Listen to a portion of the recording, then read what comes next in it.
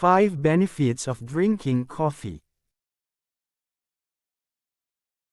Bago tayo magsimula, huwag kalimutan mag-subscribe at i-ring na rin ang bell para updated kayo sa mga bago nating videos. Kape o coffee ang pinakaimportante sa umaga.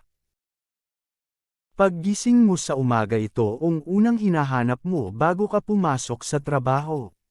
Magbasa ng dyaryo o manood ng news sa TV.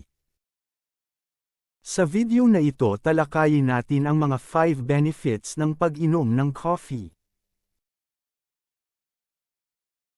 Una, lower your risk of type 2 diabetes.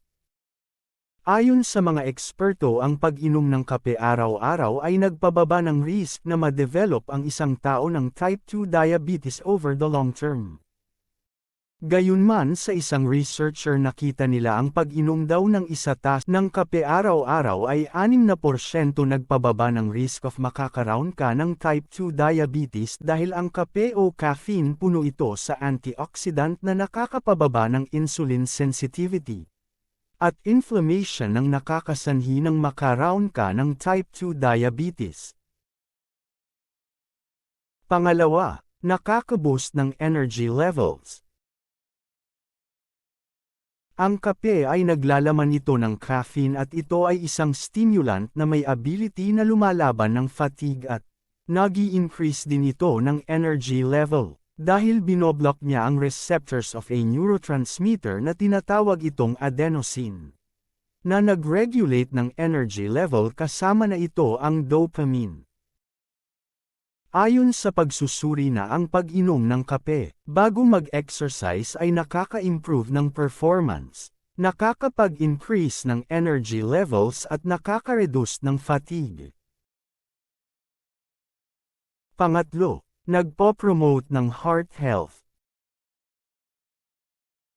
Ayon sa mga eksperto sa American Heart Association na ang pag-inom daw ng black coffee araw-araw ay nagpababa ng risk of heart failure sa isang tao dahil ang kape ay nagpapa-improve ng daloy sa dugo at ang blood pressure mo. Pang-apat, nakakatulong na mag-lose ng weight. Alam natin lahat na ang pagpapayat ay mahirap. Pero ayon sa mga expert na ang pag-inom daw ng black na kape araw-araw ay kaya niya ito i-alternate ang taba sa tiyan mo into energy para may lakas ka magbuhat kung nag-gym ka. Or hindi ka madaling mapagod, at tumutulong din ito para bigyan ka ng energy para sa mga physical performance at exercise mo sa araw-araw.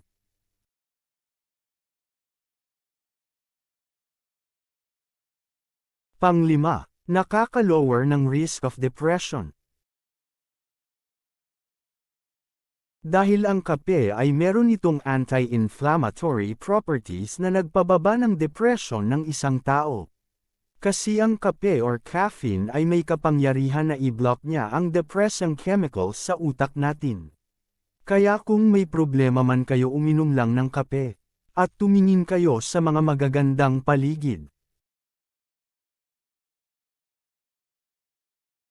I hope you like this video at may natutunan kayo. Be sure to like, comment and subscribe para mag-upload pa tayo ng maraming healthy tips. See you on my next healthy tips.